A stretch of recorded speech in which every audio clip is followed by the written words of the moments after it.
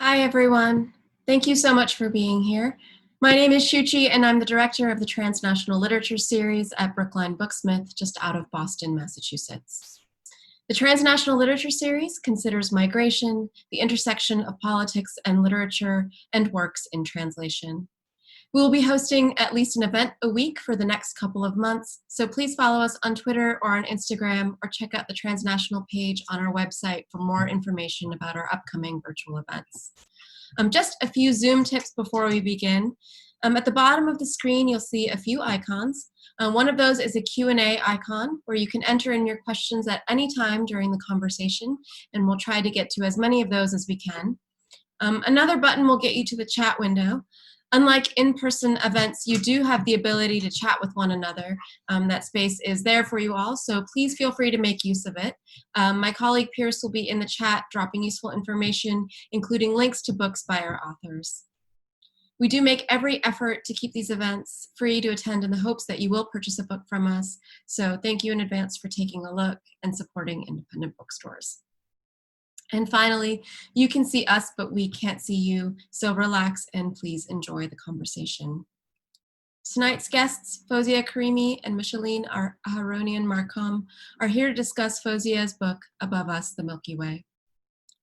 Fowzia Karimi was born in Kabul, Afghanistan, and immigrated with her family to Southern California after the Soviet invasion of Afghanistan. She received her MFA in creative writing from Mills College in Oakland, California, and has illustrated The Brick House by Micheline Marcom and Vagrants and Uncommon Visitors by A. Kendra Green. She is a recipient of the Rona Jaffe Foundation Writers Award, and she lives in Texas. Moderator Micheline Marcom has published 7 novels, including a trilogy of books about the Armenian genocide and its aftermath in the 20th century. Her latest book, The New American, was published by Simon & Schuster in August. She is the founder and creative director of the New American Story Project, a living archive of voices exploring the forces of migration and the lives of new Americans. She teaches creative writing at the University of Virginia. Thank you all for being here, and now Fowzia and Micheline. Hello. So good to be with you all tonight. I think I'm going to start, and Micheline and I will get back together after I do my reading and give you a little introduction to the book. So because this book is such a visual one, and structure is such a big part of the book in its entirety and within the story itself, I wanted to give you a little visual tour of the book itself as a physical object, as a visual object. So this obviously is the cover. Above us, the Milky Way, an illuminated alphabet. And on the cover, you have the Earth, the dark side of the Earth, the sun rising on the other side of the Earth, the moon on the lower right-hand corner, the crescent moon. And the book is sitting, or rather the solar system is sitting within the Milky Way. And here's the back as well. The Milky Way continues onto the back. This is the half title and the end of the preface, just to show you just visually how I played with text and with image. So here is the table of contents, and the structure of the book is the alphabet itself. That's really the backbone of the book. The letters of the alphabet act as signposts throughout the book to guide the reader. So as you can see, the book is made up of a couple of hundred pieces, which range in size anywhere from 2 words up to 5 or 6 pages long, and the 26 of those pieces are alphabet pieces. Those pieces are told in the first person, the narrator speaking directly to the reader for the most part, and then the rest of the pieces for the most part are told with an omniscient voice. Here is the letter C. So the alphabet letters are always accompanied by an image. These are either old family photographs or original watercolor paintings that I did. Here you can see the letter Q mimicked next to it with an image taking the same form as the letter of the alphabet. That is a watercolor painting. And these paintings are based mostly, and some very directly, on medieval Eastern and Western illuminations.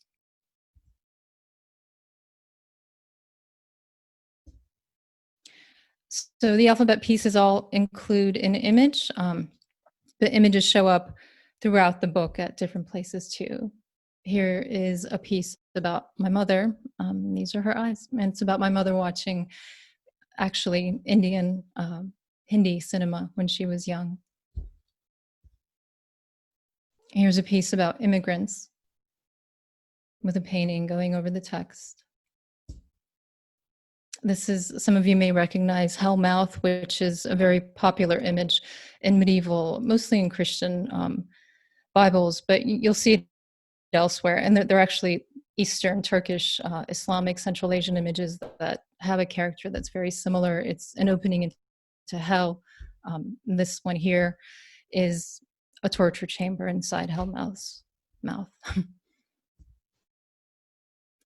So I'm going to leave these images up as I do my reading. And the reading is, there's so many different threads that run through this book. And for tonight, I've chosen one. And I think it's one that, as readers, you'll recognize. It's something that I think a lot of writers do, which is to find answers, especially to something as horrific as war and torture, everything, immigration. So the book, again and again, the narrator in the book, the different characters in the book, they're trying to find an answer. And I think one way to do that in literature is to go back to the beginning, to ask, like, what happened in the beginning that we're here where we are now. So this collection of pieces that I'm going to read to you all have to do with that search to find the truth in the beginning.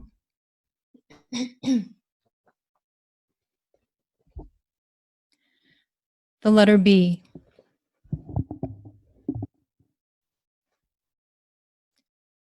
Before all that happened before and existed before the war, and the land that birthed the seven of us.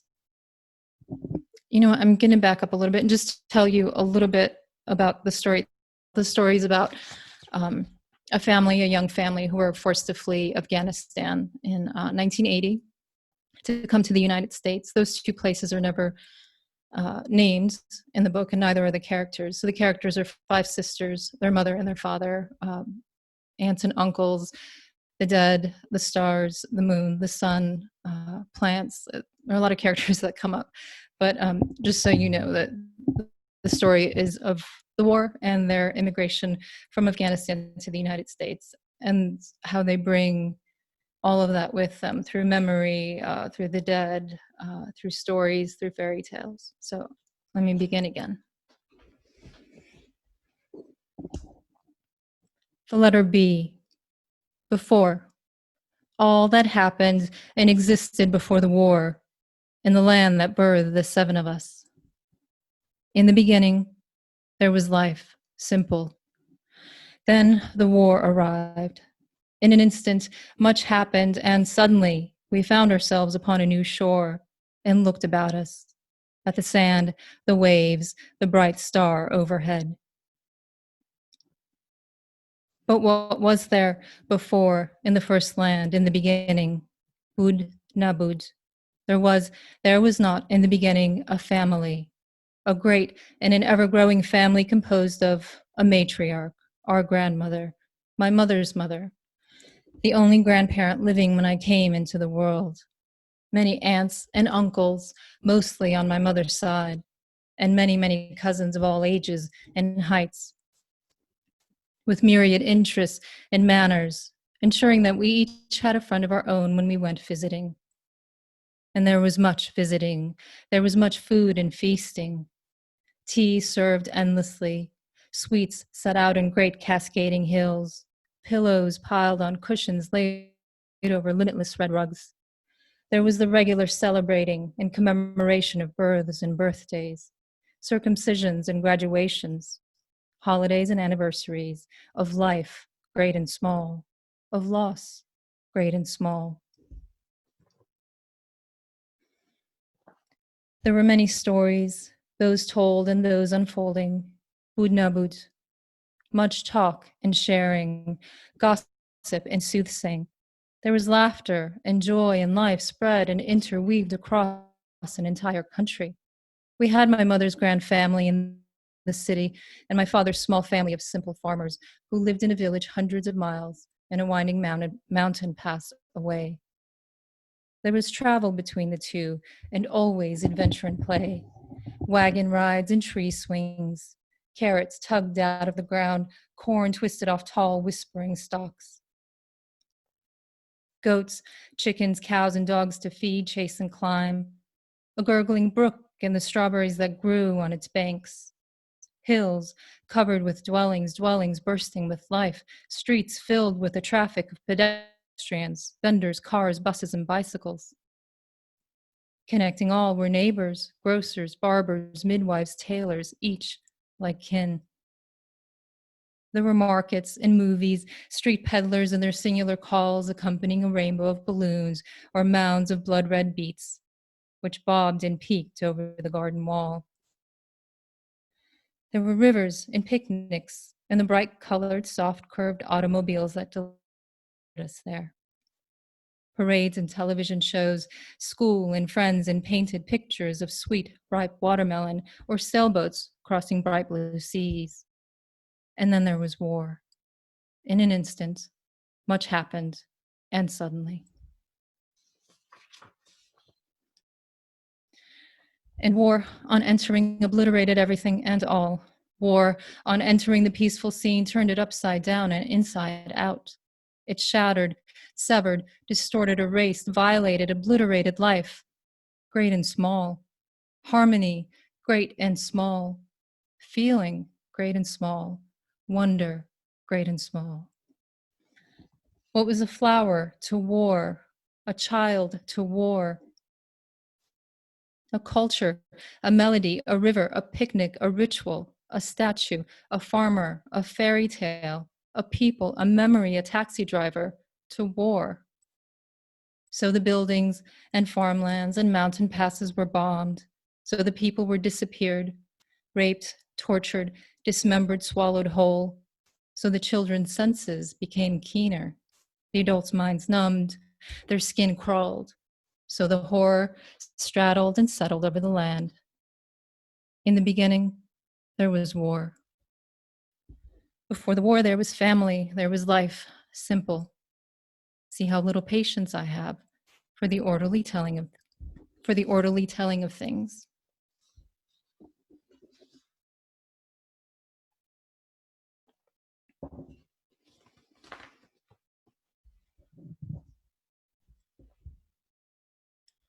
That disappeared. In the beginning, the taking and the killing was not particular, not honed. They took those who did not look right, who walked askew, who spoke the wrong words in the wrong place to the wrong individuals, individuals with a keen interest in all that was said and done in the streets and in the marketplace, behind every wall, door, and curtain in the cities, towns, and villages of the country. They took those who would be a threat, the grocer comparing his cabbage to the new leader, the bicyclist, excuse me, the bicyclist asking directions to the theater showing the foreign film, the student returning home late from a meeting, the teacher too learned, the banker too well connected, the athlete unnaturally youthful, the mechanic overly assiduous. Later, they had names, they had addresses. And the names and the addresses were acquired through strange methods by avid hands wielding specialized tools, and purloined for the mouths of the grocers and the teachers and the bankers, too much of a threat to the state to ever see their families or their freedom again.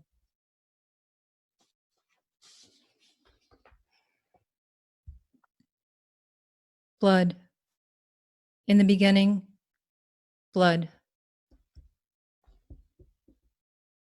loss. And mother says, it is not that they have passed, but that their simple, innocent lives were taken senselessly.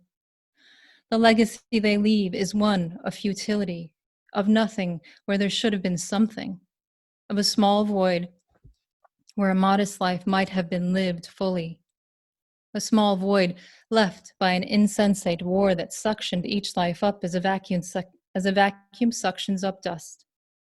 If you hold up to the sky the fabric that was once our land, mother says, you will see these apertures, and you will know that our dead dot our land as the stars dot the sky, endlessly, mutely.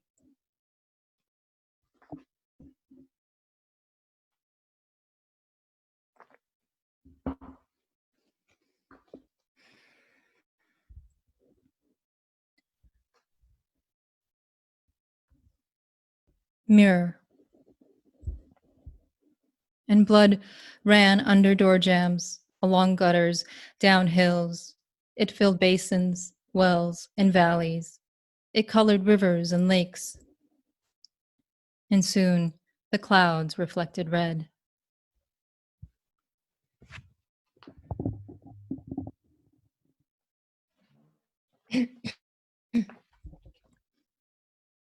And water. It is not the earth alone that opens up to take and comfort the many bodies, those dead and those bound for death, and they who push them, who have been schooled in or come on their own to learn the subtleties and the physics of the act. They push with equal force into earthy pits as into rivers, lakes, dams, and wells. A bound body, a single rope tying it at ankles and wrists, defines the one arc through the air if the hand pushing hits precisely in the space between the shoulder blades. Watch the chest lead, the neck snap back. The jaws snap together the single time, the eyes gaze into the skull. And they who push, those drivers of small forces, are surprised at the similarities and come to appreciate the differences between a fall into the aquatic versus one into the terrestrial grave. Air escapes the lungs with a puff upon hitting hard earth, but as a series of gurgles and sprays in the liquid medium. There is equal chance of the neck breaking upon impact with either substrate. It is the angle at which the chin meets the surface that yields such rare deliverance for the body. In the men of this land, who can no more swim as fish than fly as birds, it is a push into water that elicits the coveted scream. And while the great pits are an easier time, a more tidy solution, collecting the many bodies at once, neatly concealing them, it is water that holds the attention of the driver of small forces long after the initial arc. The thrashing, bound body fights to stay afloat, turns and turns again in the lake, bends at the neck, hips, knees, and ankles, mimicking the inchworm and not the fish, only to bind itself further, to draw in more water. In the river, the body, like timber, moves with a powerful flow, hits first one boulder, then the next, at the head, the shoulders, the elbows, or the feet, and releases neat, warm streams of blood, streams which eddy, bead, and sink. Streams which, being of a denser, stickier nature, momentarily oppose the river current's force and freeze the spectator's gaze. And there is also the well, omnipresent in this arid land, which upon receiving a body releases the single great exhale. It too is neat, swallows neatly, but it is only for the immediate and small job. Water takes the many bodies. It enters the bodies, shifts that ratio of liquid to solid further in its own favor, ballooning the dead, coloring their skin a cool hue, and distorting their features, so that the living who go in are not the drowned who come out, should they be pulled out. And water dissolves those who do not find the idle or the brave passerby in time to be dragged back out onto the dusty earth. The great solvent absorbs and distributes the molecules evenly through itself and around the globe in time. Water returns to water. It receives the dead and comforts the dead. And what does water learn from the dead about terrestrial life? What secrets leave the drowned man's flaccid mouth? What stories are read in his clouded, unblinking eyes? It is the magic element water. Watch how the hydrogen bonds snap into place in winter, collapse in summer. Observe how water changes the landscape across the seasons, across the globe, across the ages. See how water changes form and in its shifting rises from the depths to the heights, to fall again, to soar again, then run again, rinsing the mountaintops, the valleys, and the depths on its circuitous route. What knowledge does it carry and distribute? To whom does it deliver its news? Who listens? Is water burdened? Is it joyful? Is it oblivious? Has it not always carried and constituted life? Known life more intimately and fundamentally than any other? Does it not know death equally well? Was it not the first to do so? In the beginning, water.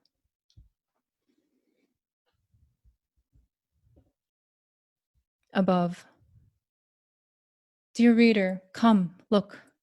Place your eye here, just here over the lens. Look at the cloud, that dense, shifting mantle in the sky. Keep watching. Do you see it spiral? Look again. It begins to evaporate. In the radiance, at its center, a star, at inception. In the beginning, a star.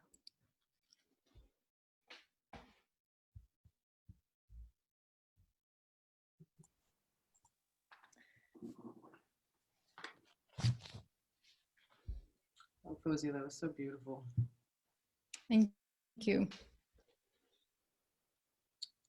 Well, I think I could just sit here for another 40 minutes and listen to you read from the book. I mean, I always think that there's really not much to be said about a book that the book won't say more beautifully.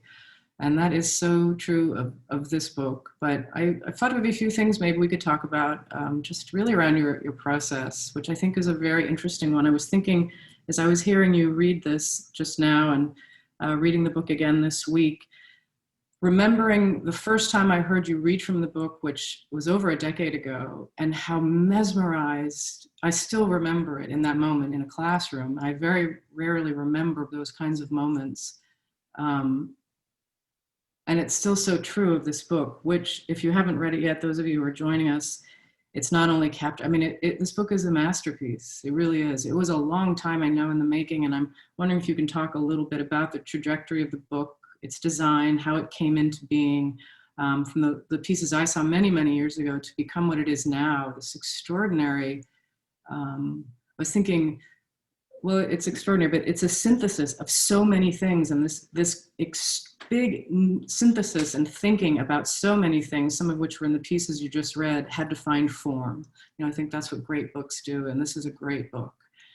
Can we just start there? I mean, those are a lot of big questions. Yeah.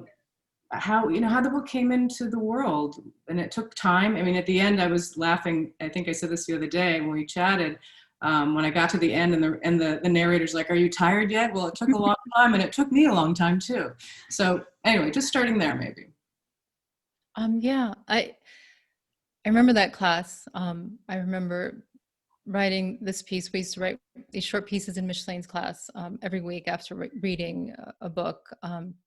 And I wrote this piece, and it was, I think, the only one I'd written about my family. And when I first realized I wanted to write, which is at the age of 30, which is pretty late, I think, for a lot of writers, I thought, I'm going to write about my childhood first.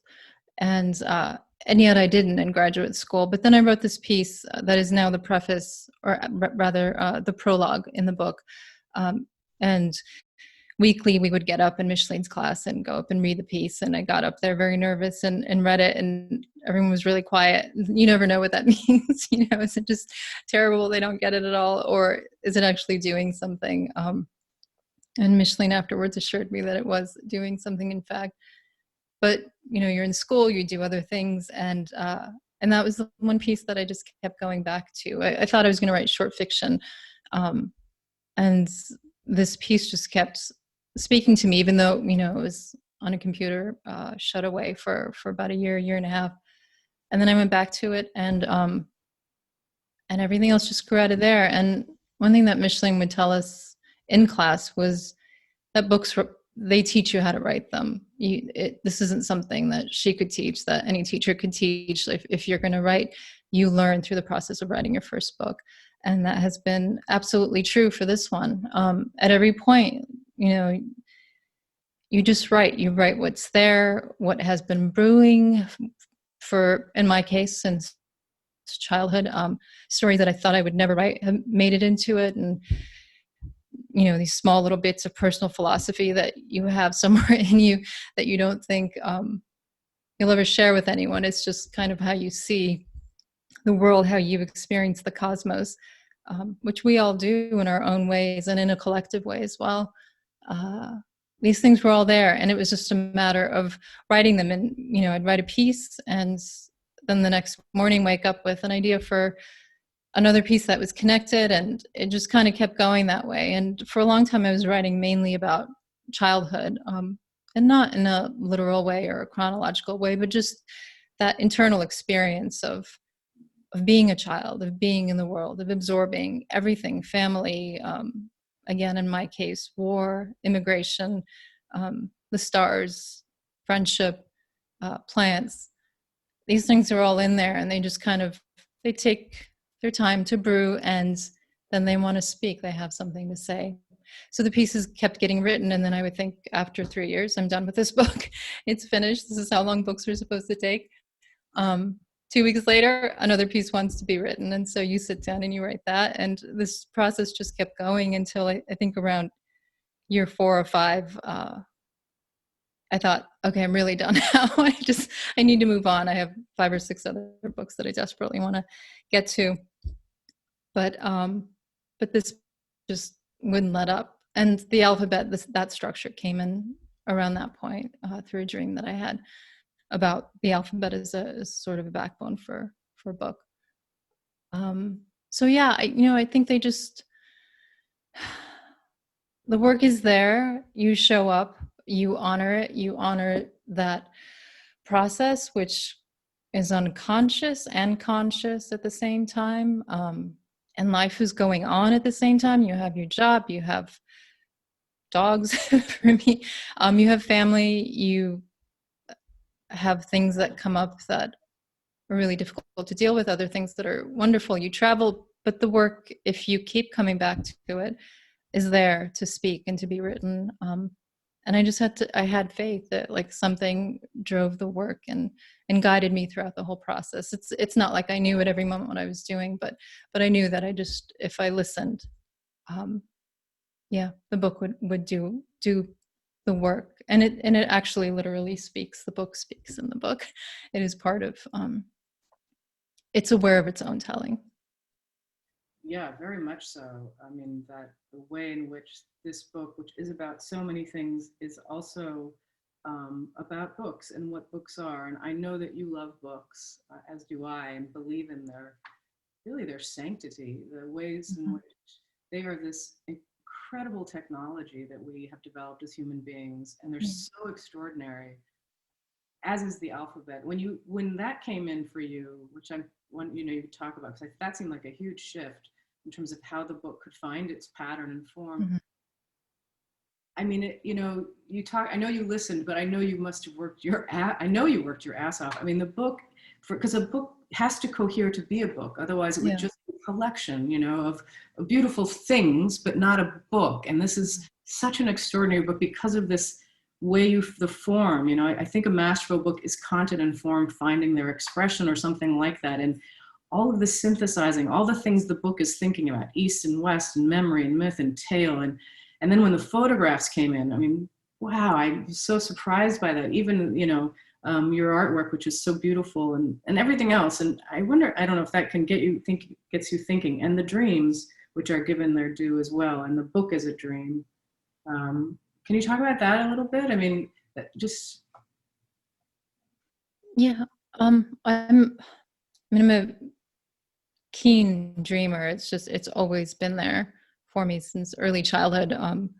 Dreaming, it was just the other half of life, basically. You spend half of it sleeping and half of it awake. And I say half because you wake up in the morning and those dreams are there for the first 3 hours, and around 8, 9 o'clock, those dreams from the night before come back, as if there's this continuous um, narrative that's going on. And of course, dreams don't work like that. They're symbolic, but um, there is this continuity. Like, I think we all live these two lives simultaneously, and part of it is listening to that world as well, to the dream world. So that comes into the book. There are dreams that the sisters have throughout the book that I think through the dreams they're trying to get back to that beginning, to that understanding, which the beginning is their early childhood in Afghanistan, but the beginning is when the war shows up. The beginning is the first moments in the U.S., and yet ultimately the beginning is before all of that. It's the internal, this place that we all know, especially I think coming into the world.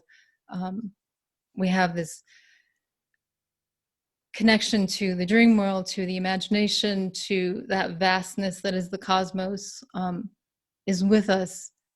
And I think a lot of people lose that, unfortunately, but through dream, especially, you go back to it again and again. And the book is doing that continuously. It speaks to the reality of this world, and it speaks to the reality of the dreamscape. And I think it's through that constant conversation between those two spaces within the self, that maybe I don't know, something grows and reverberates. And at least that's my hope with the book, is that it's that constant movement of energy between those two spaces, between night and day, dream and wakefulness, war and peace, those oppositions, that a third thing is born that can speak quietly and more truly. And I think books allow that, language allows that. It's encoded, it has been from the beginning. Anything that's with us for that long. You were talking about books as technology. Books, for example, whether they were scrolls, and then of course when the codex, which to me is the most beautiful technology ever created.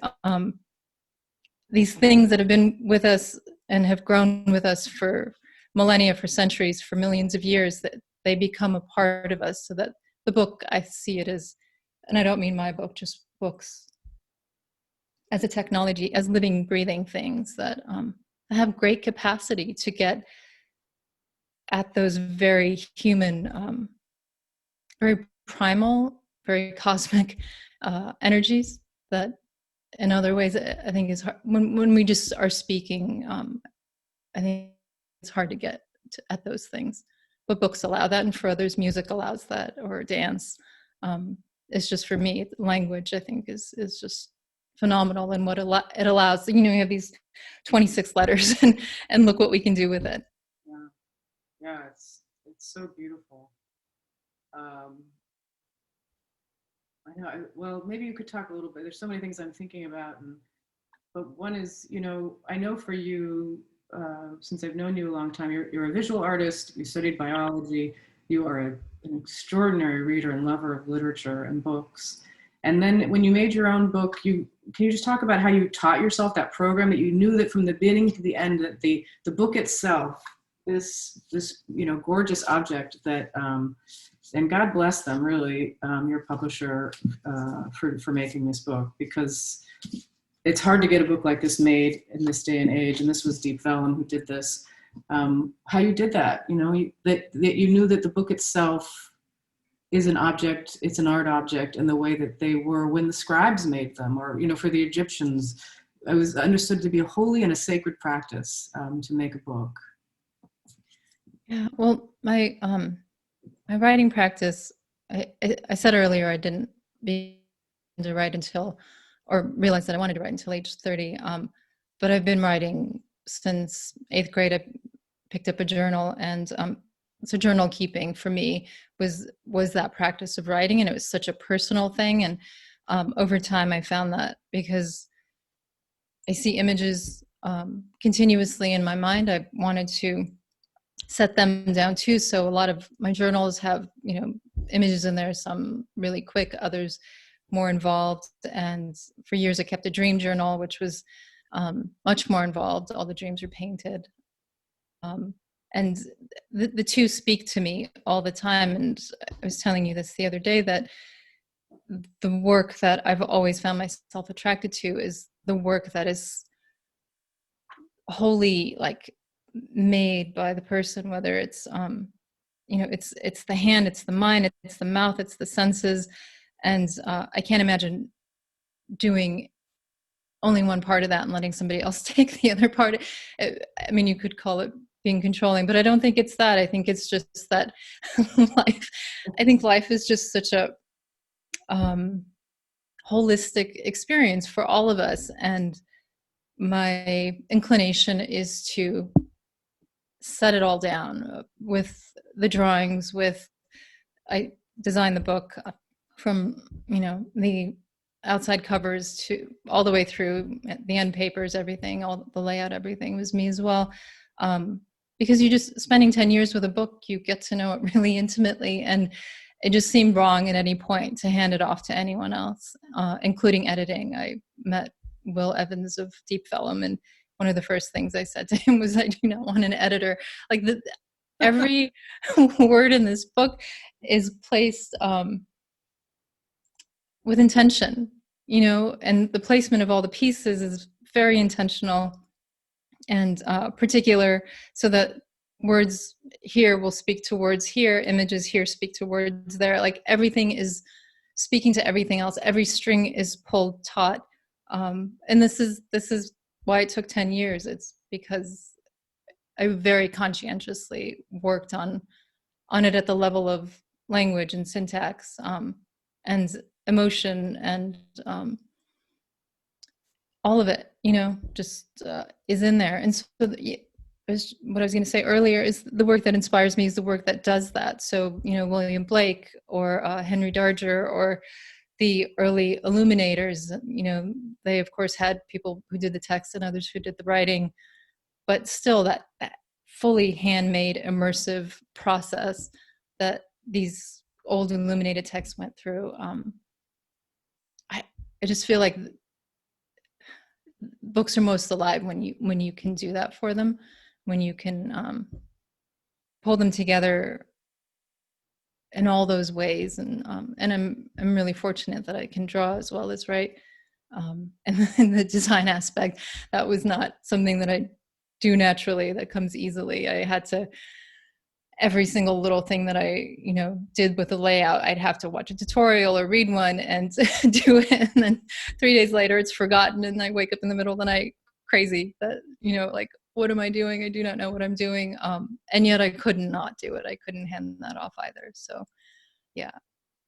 It's just, when I finally saw the book after, because I suppose you know, I was always like, finish your book, Fowzia, finish your book. Right? I was like, what? It's just like my head's always like that. And this book was worth the wait. It has the weight of all the time and beauty and vision. A great book is an artist's vision, and that's this book.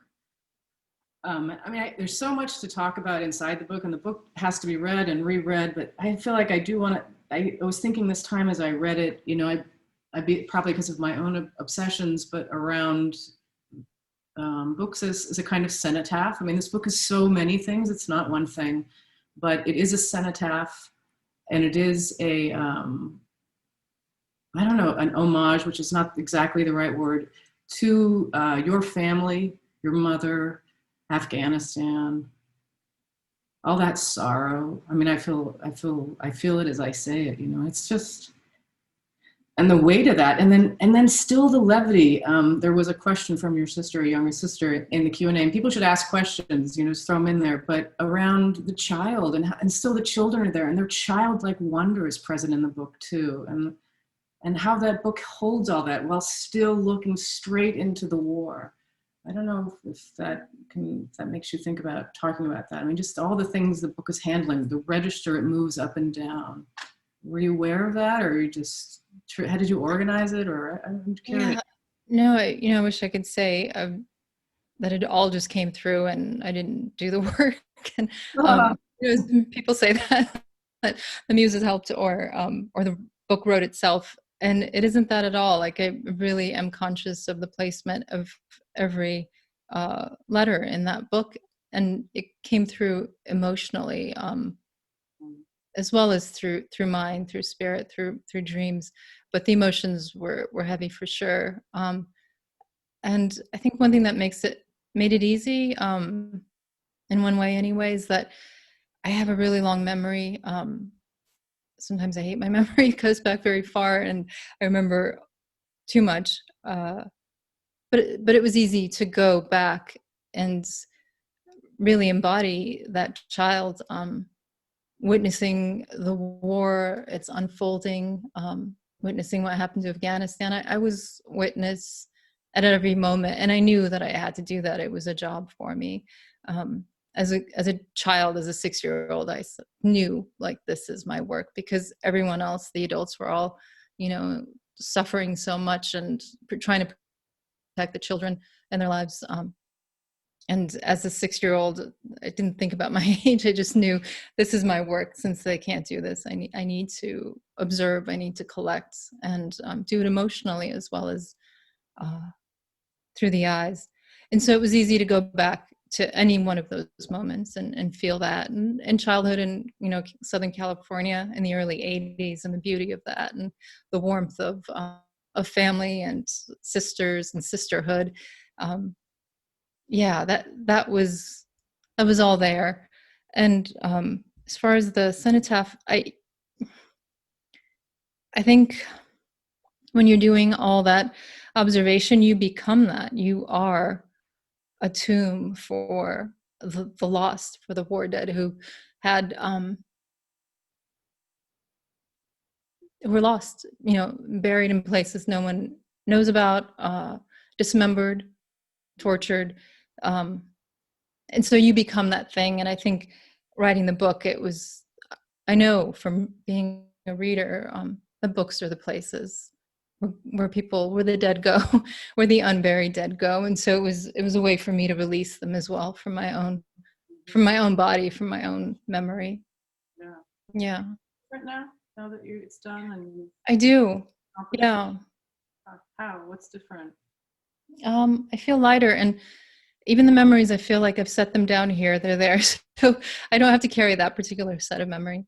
Not that I can't access it, but that the weight of it is gone, thankfully. It's extraordinary too. That is the other beautiful thing about we bookmakers, is they make us, and I have had that experience as well, that I feel like I was a very melancholic person, not that I still might not be, but differently than I used to be, that the books did some things to me that's not psychological only or something. Mm-hmm.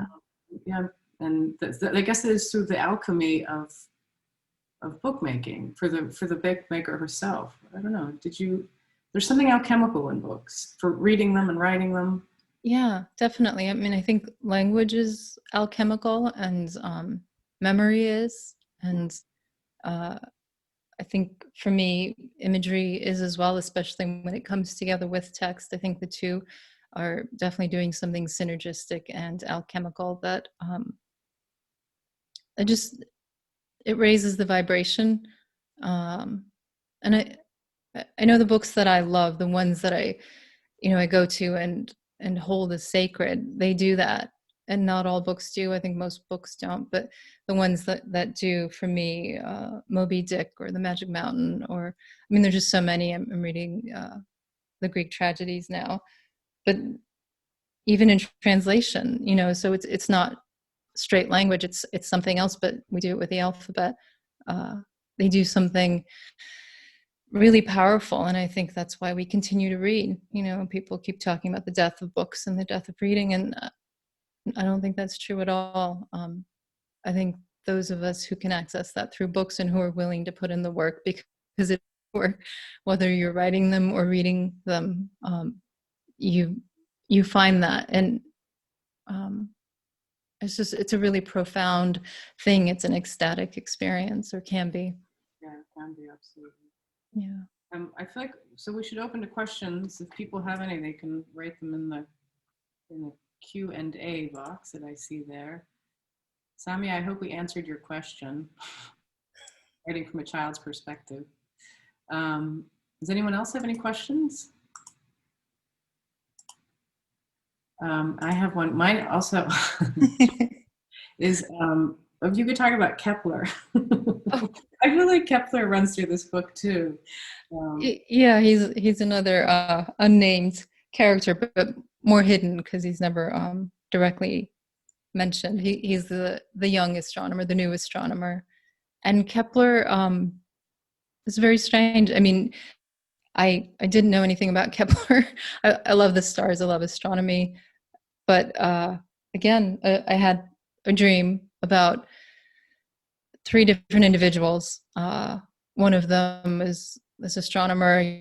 He's older. He's doing this work. And then a poet comes along, and the poet wants to write a poem about the stars. And he does, and he dies. He speaks at once, but he dies before he can write it down. And then Kepler comes in, and he hears the dream a couple of centuries before, or hears the poem in his dream a couple of centuries before. And yeah, I woke up and I had to look up who these people were, like who were these very particular people in history that I don't know about. And the first one was Copernicus. He was easier to identify. And then through just Googling, I found this person, this living person, Kepler, doing this work in, the 16th century. And immediately I knew this is who it was, and everything I read about him,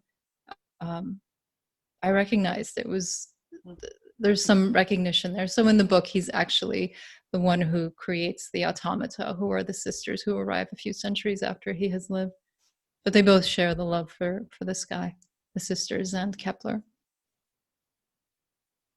But Kepler also was living during a time of just, there's war, there's pestilence. He's moving from one to another country in Europe. There are kings who hire him to do work or to read the stars for them. And then they kick him out. He's in exile a lot of the time. And yet he's just, at the same time, he's working passionately through really, hard times to understand the sky.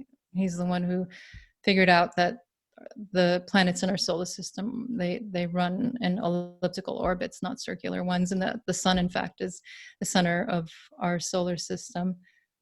And Galileo, from what I've read, took a lot of his ideas because they were in communication, and Galileo was not very nice to Kepler.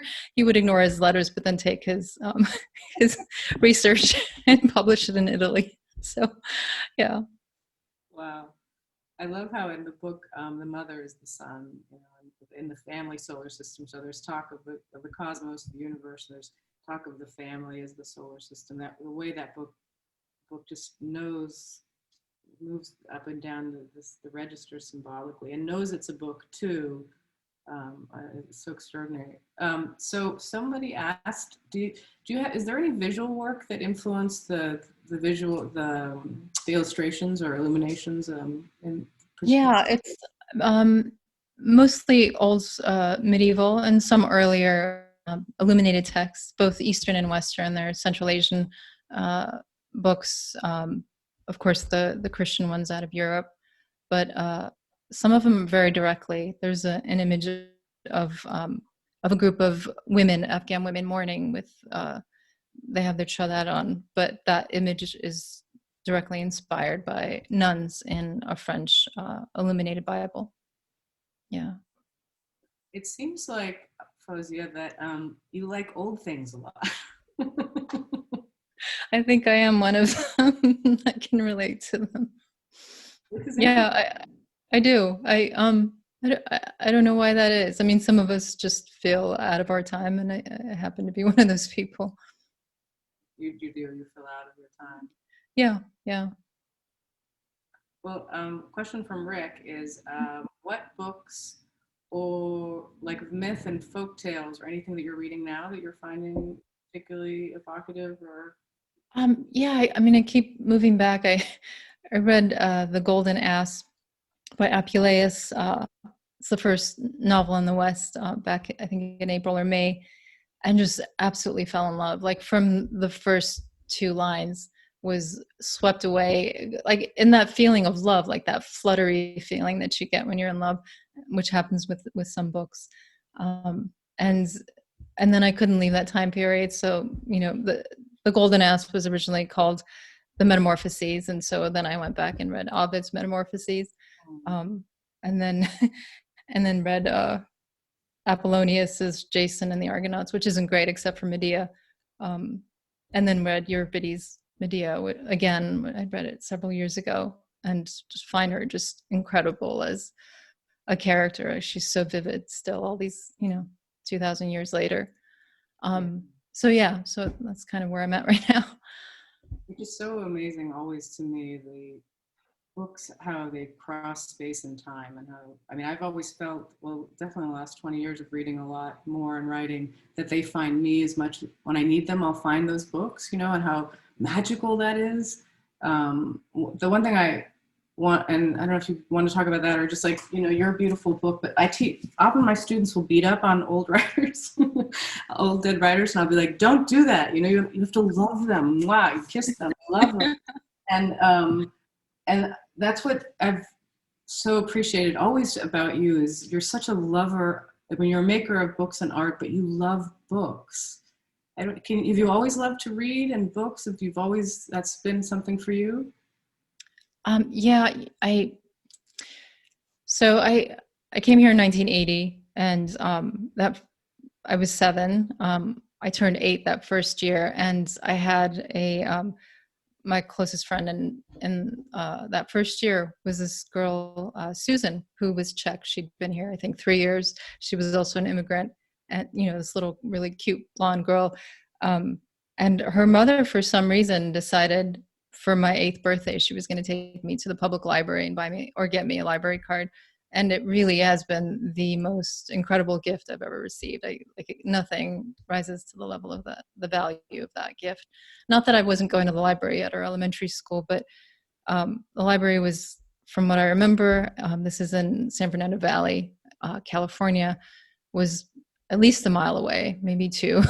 But I used to walk there once a week. I would go, and there's a limit of 11 books, and I would come back with this, giant. I didn't have a backpack. I think we just didn't have backpacks back then. I don't know, but I had this stack of books over which I'd have to, look as I'm walking down like Staticoy in the valley.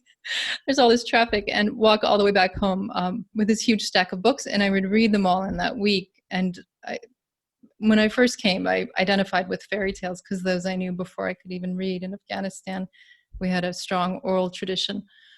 So I would get those giant, the Blue Book of Fairy Tales or Grimm's, and I would read those in a weekend and then take them back.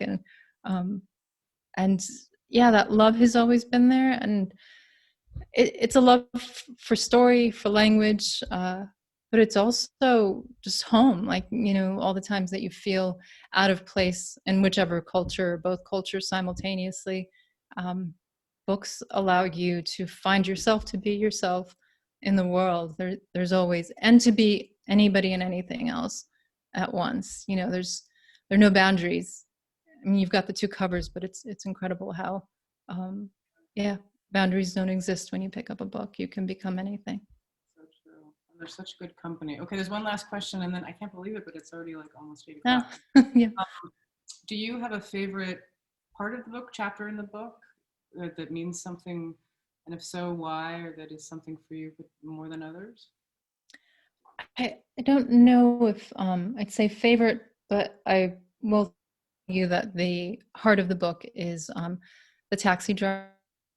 And that is based on my cousin. I called him my uncle as a kid because he was so much older, but he was a taxi driver, and early in the war, when the Soviets came in, he was one of hundreds of thousands picked up and disappeared, as happens in so many wars around the world, especially occupations. So he was picked up and never returned. We found out later that he was tortured and then buried alive in one of the prisons, the new prisons that were built around Kabul. And so I remember this day very particularly at age 6. I may have been 5 at the time. I don't know, but it was early. And my parents and his wife had been looking for him, going to prisons, waiting for his release. And there's one day where they were sure that they could bring him back with him by evening. So they left early in the morning, and I just sat there. I feel like I sat there in his apartment in the same spot for 15 hours. And they came home, and he wasn't there. But he's somebody that I had a lot of love for as a child.